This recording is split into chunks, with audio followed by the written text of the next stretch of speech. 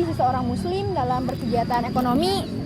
Nah, visi dari kehidupan ekonomi seorang muslim adalah tercapainya falah, yakni kemaslahatan baik bagi diri sendiri maupun lingkungan sekitar.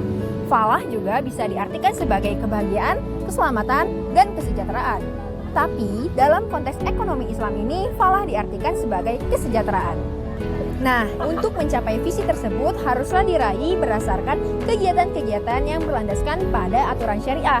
Hal ini menyebabkan terjadinya permintaan di kalangan masyarakat akan hadirnya pelayanan kehidupan termasuk sistem ekonomi syariah itu guna mencapai falah atau kesejahteraan itu. Karena sistem ekonomi konvensional seperti kapitalis dan sosialis dianggap belum mampu untuk menjadi solusi dalam pencapaian kesejahteraan manusia. Sehingga muncullah sistem ekonomi yang disebut sistem ekonomi Islam atau ekonomi syariah, di mana dalam kegiatannya mengikut sertakan peran Tuhan melalui penerapan nilai-nilai syariah. Ekonomi Islam dimaknai dengan cara hidup manusia yang berasaskan pada ajaran Islam, yang dimana artinya seluruh kegiatan manusia dalam kehidupan sehari-hari dapat berlangsung sesuai dengan aturan syariat Islam. Ilmu ekonomi Islam merupakan suatu konsep ataupun teori ekonomi yang menggunakan prinsip dan juga filsafat ajaran Islam dalam menganalisisnya. Secara luas, pengertian ilmu ekonomi Islam adalah suatu ilmu yang mempelajari aktivitas ataupun perilaku manusia secara aktual dan juga empiris, baik dalam kegiatan produksi, kegiatan konsumsi, maupun kegiatan distribusi, yang dimana cara menganalisis dan juga cara menyelesaikan permasalahan ekonomi tersebut berdasarkan syariat Islam ataupun Al-Quran dan juga hadis. Kalian tahu gak ada berapa sih karakteristik ekonomi dalam Islam? Yuk sini aku jelasin. Karakteristik yang pertama, seluruh harta adalah milik Allah Subhanahu wa Ta'ala, di mana harta kita dipertanggungjawabkan di akhirat nanti. Karakteristik yang kedua, ada ekonomi Islam yang terikat dengan 3 pilar, yakni akidah, syariat, dan akhlak. Karakteristik yang ketiga ada keseimbangan kerohanian dan kebendaan. Yang keempat, ada keadilan dan keseimbangan dalam melindungi kepentingan individu dan masyarakat. Tuntunan konsumsi dalam Islam mempunyai pedoman untuk melakukan konsumsi tanpa melampaui batas yang dibutuhkan oleh tubuh dan tidak melampaui batas-batas makanan yang dihalalkan. Yang keenam, penilaian terhadap keputusan proyek investasi harus sesuai dengan kriteria dan standar dalam Islam. Yang ketujuh, zakat adalah pengeluaran wajib atas seorang muslim yang telah memenuhi syarat zakat, yakni haul dan nisab. Yang kedelapan, ada Islam telah melarang segala bentuk riba. Yang kesembilan, ajaran Islam melarang aktivitas ekonomi yang mengandung gharar. Yang kesepuluh, ada pelarangan yang haram, di mana dalam ekonomi Islam segala sesuatu yang dilakukan haruslah memenuhi syarat kriteria halalan thayyiban, yaitu benar secara hukum dalam Islam maupun baik dari perspektif nilai. Tapi kalian tahu gak sih mengapa kita harus mempelajari ekonomi Islam? Sini aku jelasin beberapa alasannya. Alasan yang pertama ada terlaksananya perintah kepada Allah Subhanahu wa Ta'ala. Karena praktek ekonomi syariah merupakan implementasi dari perintah dan pengamalan terhadap Allah Subhanahu wa Ta'ala. Lalu yang kedua ada informasi dalam Al-Quran dan hadis yang dapat dijadikan dasar dalam implementasi kegiatan ekonomi dalam kehidupan sehari-hari sehingga dapat mewujudkan integritas seorang muslim yang kafah. Lalu yang ketiga ada urgensi penerapan tata nilai yang mengatur seluruh tingkah laku umat Islam agar tidak terjerumus ke dalam hal-hal yang dimurkai oleh Allah Subhanahu wa Ta'ala, termasuk dalam kegiatan ekonomi. Lalu yang keempat ada dalam ilmu ekonomi konvensional pelarangan riba tidak dapat dijelaskan.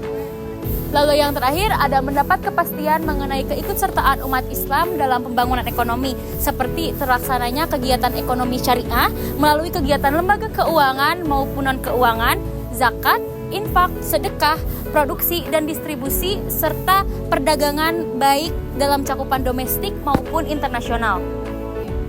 Nah, itu tadi beberapa alasan mengapa kita perlu mempelajari ekonomi Islam. Prinsip dasar ekonomi Islam. Menurut Abdul Manan, landasan ekonomi Islam didasarkan pada 3 konsep fundamental. Yang pertama ada ketauhidan, yang kedua ada khilafah, dan yang ketiga ada adalah. Yang pertama ketauhidan.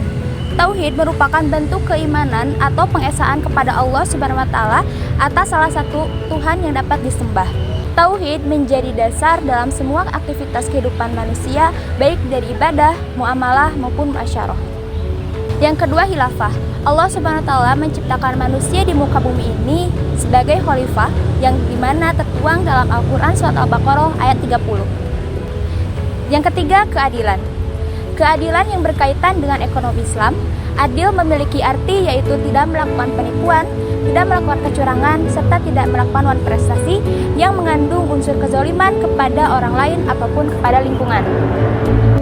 Perkembangan ekonomi global saat ini menjadi pengaruh besar terhadap ekonomi berbasis agama, khususnya Islam. Dengan datangnya lembaga keuangan Islam dan juga kajian penerapan ekonomi tentang Islam di lembaga pendidikan.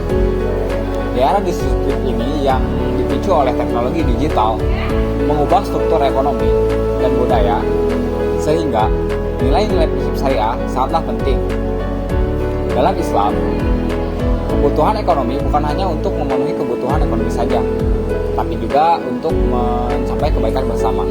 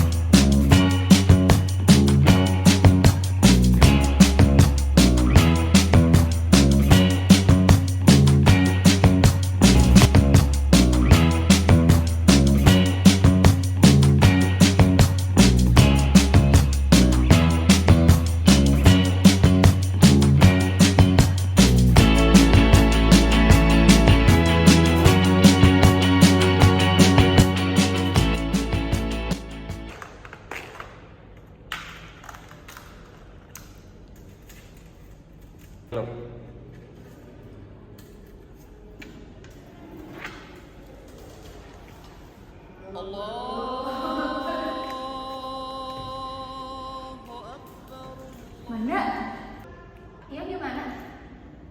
kamu udah sholat belum? Oh iya, enggak sih, kebetulan aku lagi daftar. Oh gitu, kalau misalkan aku nitip stand aku boleh nggak? Soalnya aku mau sholat dulu. Oh iya, boleh, gak apa-apa. Oke, makasih ya. Bentar ya, aku